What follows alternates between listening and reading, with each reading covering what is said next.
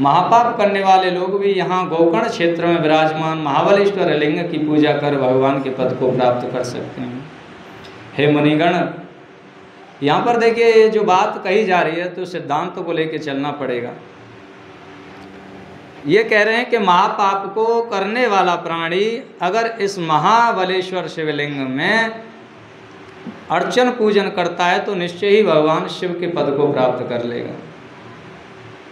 तो यहाँ पर वही बात यहाँ पर लागू होती है जो पीछे की कथा में लागू हुई थी कि जैसे चंचला नाम की जो माता थी और उसको जिस समय ये पता चला कि मैं घोर दुराचार पापरत हो गई हूँ तो उसी समय जैसे उसने संकल्प लिया और भगवान की भक्ति में तत्पर हो गई तो अवश्य भगवान शिव की सन्निधि में और पार्वती की सखी बन गई थी।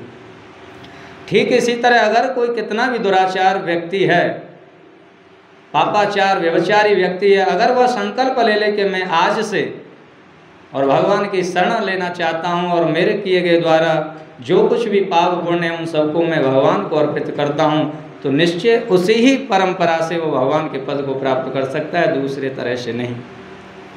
हम भगवान पे जल जाके चढ़ा दें लेकिन पापाचार में रत हों और उनकी सेवा पूजा भक्ति करें लेकिन पापाचार में रत हों तो कभी भी भगवान के पद को प्राप्त नहीं कर सकते। सिद्धांत की बात यह है। तो हे मुनिगण लोगों, गोकर्ण क्षेत्र में जाकर उत्तम नक्षत्र युक्त दिन में भक्ति पूर्वक उसकी पूजा करते हैं, साक्षात शिव स्वरूप ही, इसमें संदेह नहीं है। जिस किसी भी समय जो कोई मनुष्य गोकर्ण क्षेत्र में स्थित शिवलिंग का पूजन करता है वह ब्रह्म पद को प्राप्त कर लेता है और वहाँ पर शिव की ब्रह्मा विष्णु आदि देवताओं का हित करने की इच्छा से महाबल नाम से सदा निवास करते हैं। रावण नामक राक्षस ने कठोर तप करके उस लिंग को प्राप्त कर गोकर्ण में स्थापित किया था।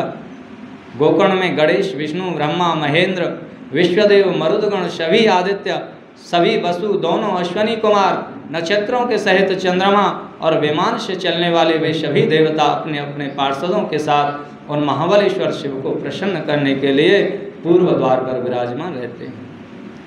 यम स्वयं मृत्यु साक्षात चित्रगुप्त तथा अग्निदेव सभी पितरों एवं रुद्रों के साथ दक्षिण द्वार पर स्थित रहते हैं। नदियों के स्वामी वरुण गंगा आदि नदियों के साथ पश्चिम द्वार पर स्थित होकर महाबल की सेवा करते हैं। वायु, कुबेर, देवेश्वर, भद्रकाली, चंडिका आदि देवता तथा देवियां मातृकाओं के साथ उत्तम द्वार पर स्थित रहती हैं।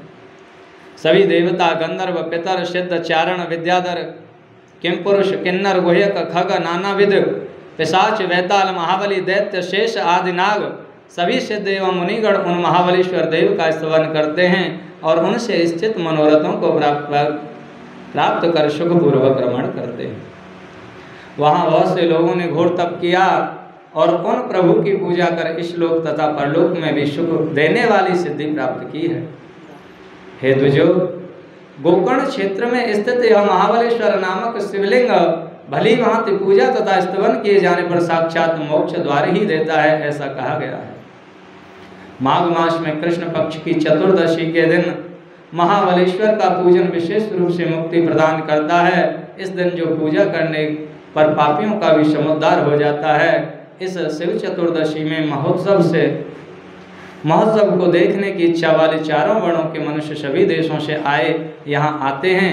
ब्रह्मचारी आदि चारों आश्रमों के लोग, स्त्री, वृद्ध तथा बालक वहाँ जाकर आकर देवेश्वर का दर्शन कर महाबलेश्वर के प्रभाव से कृत्य हो जाते हैं।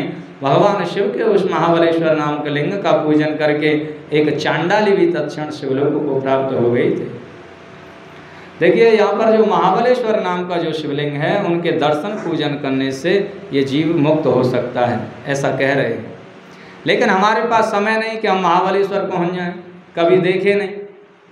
तो भगवान की कथा का इतना प्रभाव है कि जो उनकी पूजा से जो फल हमको प्राप्त होगा वहाँ के अभिषेक, पूजन, अर्चन, वंदन से वह भगवान की इस कथा के सुनने से ही मिल जाएगा, इसमें कोई संशय नहीं है। शुद्ध अंतःकरण वाला प्राणी, कामनाओं से रहित प्राणी अगर भगवान की कथा को उसी तरह उसी भाव से सुनता है कि मैं वहीं बैठा हूँ, उन्हीं का दर्शन कर रहा हूँ मन में, तो निश्चित ही उसका फल मिल सकता है, इसमें किसी तरह का संशय नहीं। श्री शिवाय नमस्तुभ्यं श्री शिवाय